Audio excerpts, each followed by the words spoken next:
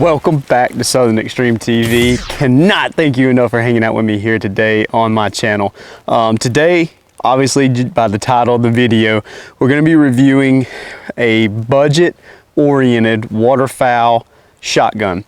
And what makes this gun, in my opinion, the best bang for the buck is a lot of the features that you can get out of it. What I'm going to be talking about today is the Hatfield Arms SAS, which stands for semi-automatic shotgun, in mossy oak shadow, I think it's shadow grass camouflage pattern. I mean, look how beautiful this gun is. Red fiber optic sight on the front, 28-inch barrel, chambered for 2 3/4 or 3-inch magnums, which your waterfowl guys, you're probably either going to be using a 3-inch magnum or a 3.5-inch if you're out in Arkansas, maybe shooting snow geese or the Canadian goose if you want to.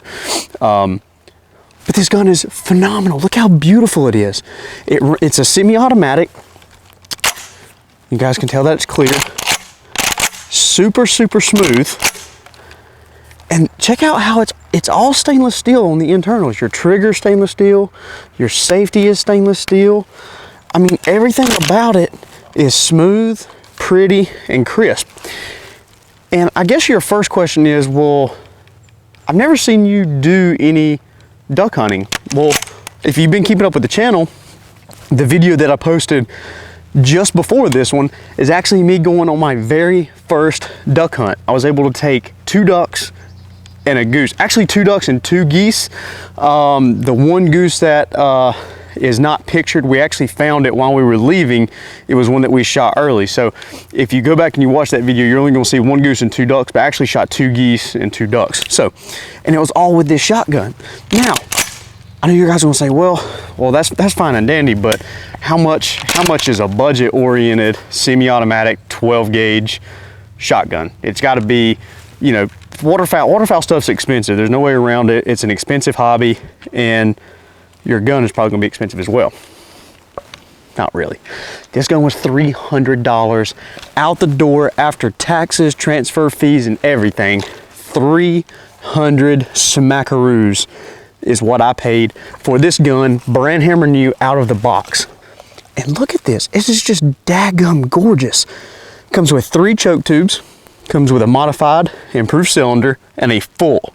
I wish it came with 5. I wish it came with 5 choke tubes, because I feel like you're a waterfowl guy. You need to be versatile. There might be, you know, you could be hunting a wide variety of different areas. I mean, you could be hunting swamps.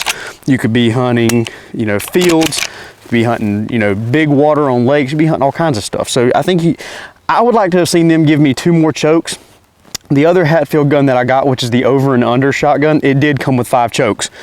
I wish they did the same thing with this gun, but I'll only give you 3. But the cool thing is your full choke is gonna help cover if you're gonna be hunting big water or big fields where maybe you're gonna be shooting geese way up in the air or something like that, and you need to reach out and touch them and really have a dense pattern at a longer distance. Your improved cylinder is going to be perfect for you if you're hunting swamps or maybe flooded timber where these ducks are going to drop straight in on you and you need to be able to throw a little bit wider of a pattern. And then your modified, which is what I've got in this gun here, is just that happy medium in my opinion. It's the, you know, you get a little bit of spread, but you also have it's kind of dense. That way if you have a duck or something that's out there a good ways away, you can still reach out there and touch it. It's just a good all-around choke tube. So, $300. Cash out the door is what I pay for this gun from Hatfield. So I know you're probably thinking, what is the negatives on the shotgun? So I'm going to go over that, because obviously a budget-oriented gun, you've got to have something that you think could be done better. So the first thing I've already talked about is they only give you 3 choke tubes. I wish they gave you 5. The next thing that I'm going to tell you is you have to break this gun in. Because it shoots 3-inch magnums and 2 3/4 standard field or birdshot, whatever you want to call it. It does require, it requires you to go through and shoot some rounds through it to get the action broke in. And here's why. This gun runs off of a I consider it a hybrid system. Now, some of you guys that are really up to speed on your shotguns, your Berettas, your Benellis, your Franchi, however you want to pronounce it, and your Stogers all run off of inertia driven systems. So basically what happens is when you pull the trigger on the gun, bang, the explosion and the force from the shot pushes the chamber back and then locks it back or chambers another round. The way that this gun works is it works off of a combination of gas and inertia to make this gun operate. And to be honest with you, when I was reading the review, there's not a lot of reviews on this gun, but when I was reading up on how this gun works, I was a little skeptical because it didn't really make sense to me. But once I got the shotgun and I tore it apart and I looked at it and was able to kind of see everything that was going on with it, it makes sense. And basically what happens is on the inside right here, you have a piston. And if you guys are familiar with AR rifles and a piston driven AR rifle, it runs very similar to that. So when you shoot this gun, you gotta go, you see it's clear. So you got a shell in there and you pull the trigger, bang, gun goes off. You're gonna have gases that travel down or up the barrel, and then it's gonna hit a kind of a gas chamber down here in this lower side. And what that's gonna do is it's gonna hit a piston that'll fill up with gas, and it is going to push your action partially back. So that is the gas, half gas driven system, so it pushes it halfway back. The other half is strictly inertia. So it's a hybrid. It runs off of part gas, part inertia. So when you pull the trigger, bang, gun goes off. You have gas that travels up the barrel, hits your gas chamber, I don't know what they call it, I'm calling it a gas chamber, I may be wrong. It hits that and pushes the piston back, which pushes this halfway back, and then the explosion itself and the force behind that shotgun shell going off pushes your chamber back the rest of the way. So with that, it's very similar to a Stoger. If you have ever bought a Stoger 3500, you do have to break it in so that it can shoot those lighter field loads. It's just part of it. It's the way they make it, and I don't think it's wrong. I don't think it's bad. I think it's part of learning your shotgun and being able to break your shotgun in and get your shotgun to shoot how you want it to, and to learn your gun. So, break-in period for this gun. I got this gun out of the box. First time I shot it, gun goes off, bang, comes back, and it almost ejects the shell completely, and it stops about halfway with the spent shell halfway out of the chamber, and it kind of has it stuck. So when I pull it out, it chambers another one. This went on for about 25 rounds probably.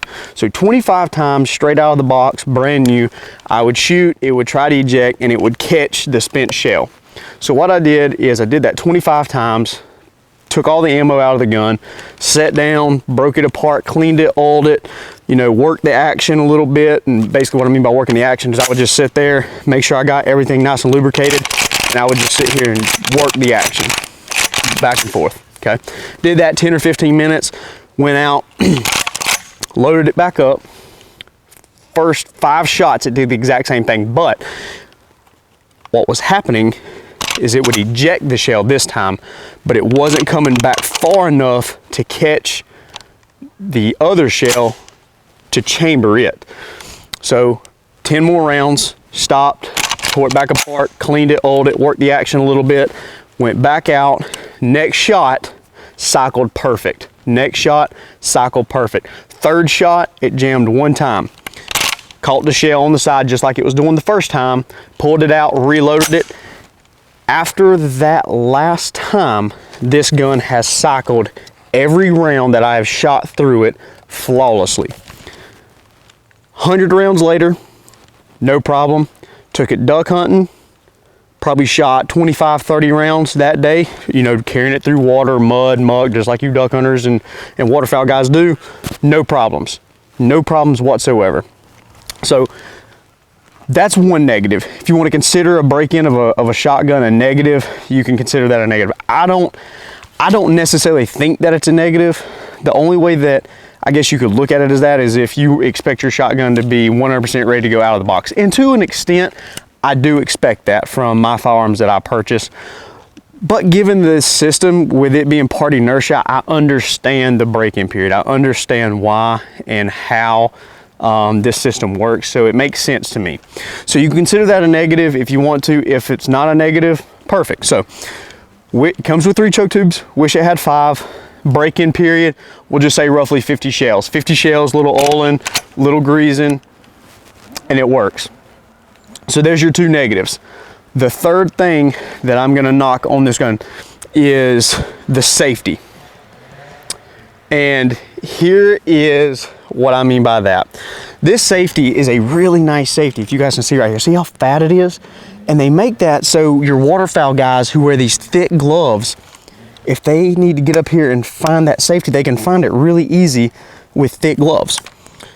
Now that's an awesome idea.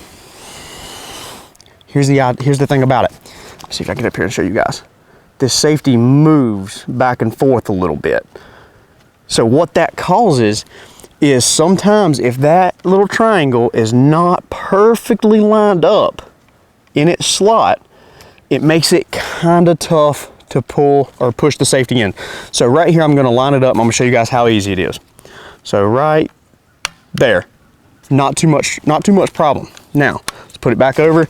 Let's take this and let's say you're beating, banging around or something, you're calling, ducks are flying around and that gets twisted around. Little more difficult. It's kind of hard to tell in the video, but it is a little more difficult.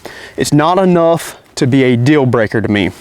And what I mean by a deal breaker is, do I think $250 more on top of the $300 that I already spent is worth it because the safety is a half a pound harder to push in? No, I don't. So yeah, that's a little bit of a negative. If maybe you're in a tight jam or something and maybe you don't get a good push on it, it just might be different. But once you get used to it and you get used to the pressure that you know you have to get the safety to go off, it's not bad at all. So that's the third thing. The fourth thing I'm going to tell you about, and this is probably, I've got one other thing besides that, and these are kind of minor things. The fourth thing that I think is a negative is the one part of this camo pattern. And I'm actually going to undo this sling so I can show you guys what I'm talking about. So you can see this gun is nice and pretty and camouflaged, and it might be tough to see on my video camera, but right here, can you see how these dimples, it's kind of dimpled so that you can grab it, but see how it almost turns this section of the gun white? So I'm gonna let you guys look at that, and then I'm gonna flip it over and let you guys look at the barrel. Look at the difference. Look at the color difference from that side to that side. And you can even see the transition. And it's not just the plastic, because back here is the stock, and you can see there's the color, but then right here where it is dimpled, you see how white that is? It kind of has like a white tint / glow to it. And it's not that big of a deal. It's just, I wish it was uniform. I'm a guy that I like my guns to look, even if they're cheap, I like them to look like they're not cheap. So not that big of a deal. The main reason is because you're gonna be duck hunting. You're typically gonna have your hand right here covering that up anyway, and you're gonna have your hand right here covering that up. So it's really just the way that it looks when it's setting on the gun shelf. That's really the only problem that you're gonna see from that is, that's a little bit different color than that is. Not that big of a deal, but it's still a negative. It's still not uniform, and it is still not 100% matching of the overall firearm, which some people will consider that a negative, so I'm gonna point it out. The fifth and final thing about this gun that I did not like is it did not come with a sling attachment. So it's a waterfowl shotgun, but you know, as a waterfowl hunter, you should know as a waterfowl hunter, or for a gun for that matter, you're gonna have to have a sling, because you might be carrying decoys, you're gonna be paddling, you're gonna be on a boat, and you have to have a sling. It's just, it's a must, you've gotta have one. So what I actually had to do is I had to go and buy a sling kit. So basically I had to drill a hole in the stock of my gun here, put in this screw, add the connection point, and then up here I had to drill in a hole, and the cap was actually a little too thick for how deep this screw went. So I actually had to do my own little home rigging, and I had to put my own screw through there, which is silver, not black. But again, I'm using this gun to beat, bang around, take through the duck woods, drop in the water, pull it out of the water, and not be that upset about it if I drop it on the ground or if it gets dings and scratches, and it's designed to use. It's a tool. It's designed to be used, and you're gonna get dings and dents in it. So I'm not that worried about it, but that was a negative. I wish it already came with a attachment, because it's a waterfowl gun. You need a sling on it. I mean, you're going through the water, you need to be able to throw this over your shoulder if you're going to get a duck, or maybe you need to have a sling. You need to have a sling. So I had to add that myself, which is a little extra work, and it was a little extra money. It was $10 for the sling attachment, so $310 is what I've got invested into this gun. Those are the 5 negatives I've got on it, and they're really not big negatives. And I'll tell you why they're not big negatives, because this gun flat out shoots and it flat out works every time. Minus the break-in period, which again, even some of your more expensive Stoeger, Franchi, Benellis, even some of them have a break-in period, so we can't knock it that much. I do agree with you guys that are gonna say, oh, well, if I spend my hard-earned work money, it should come out of the box ready to go. I agree. I do agree, but some systems are not designed for that, and I don't mind being able to break my gun in. It actually is enjoyable to me, and I like doing it.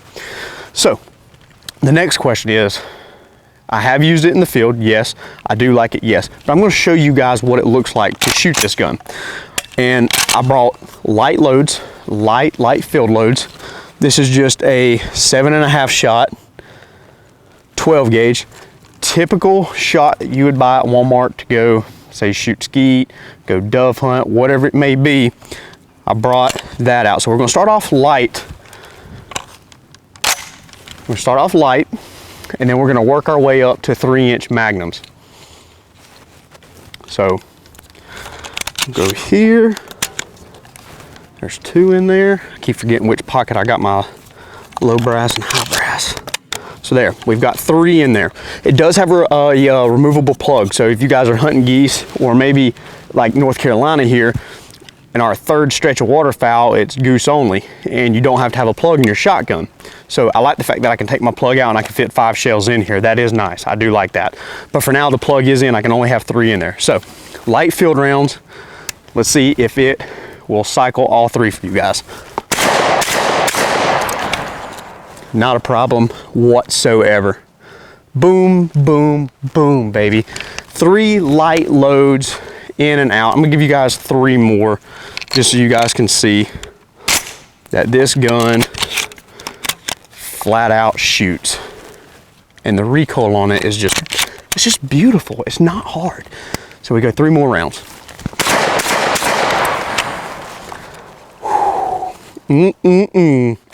Guys, that is smooth, that is sweet. I love it, I love it, I love it, I love it. Now, we cycled the 2 3/4 regular birdshot, perfect. So now the question is, what about the 3-inch? What about the 3-inch Magnum that the majority of your waterfowl hunters are going to be using? How will it function? Because remember, this is a waterfowl shotgun, so we need it to be able to be versatile. We need to be able to go out and target practice with it with 2 3/4. Maybe if we're going to shoot skeet, maybe we want to take it rabbit hunting. We want to use a light field load. We need to be versatile with this shotgun. Let's see if it shoots these 3-inch shells all right. Boom, boom, boom. Just like last time, guys. Absolutely perfect. Just like we wanted it to. Now, went ahead and brought out 2 more shells. I'm gonna let you guys be lucky. These shells are actually kind of expensive. Waterfowl hunting is expensive. It's incredible. But I shot 6 shells of the regular bird shot, so I'm gonna let you guys have 5 rounds of the 3-inch out of my pocket. So make sure you hit that subscribe button if you like this video, so that way I can afford to buy more shells and keep doing videos for you guys. So 3-inch Magnum steel. Let's shoot 2 more and see if it works. Kapow, kapow, kapow. Absolutely awesome. Love this shotgun. It functions, it works, it's nice looking, it's pretty. Oh, so pretty. Red fiber optic on the end there. And I've killed two geese, I said two geese with two geese and 2 ducks. So if you haven't seen that video of me duck hunting, go back and watch my last video. It is a pretty cool video. I think you guys will enjoy it. I definitely had a blast filming it for you guys. That is going to be it for today's video. I hope you enjoyed the gun reviews, because I absolutely love reviewing guns. That is probably one of my most favorite reviews to do on YouTube, is try to find quality, budget-oriented firearms for you guys to use.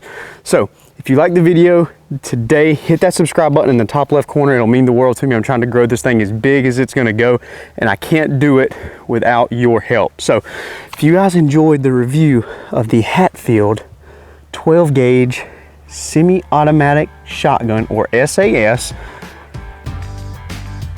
hit that subscribe button, guys. I hope you enjoy it. I hope you enjoy it. Until next time, I'll be sure to bring you guys along on all and any of my adventures coming up in the future. Thanks for watching.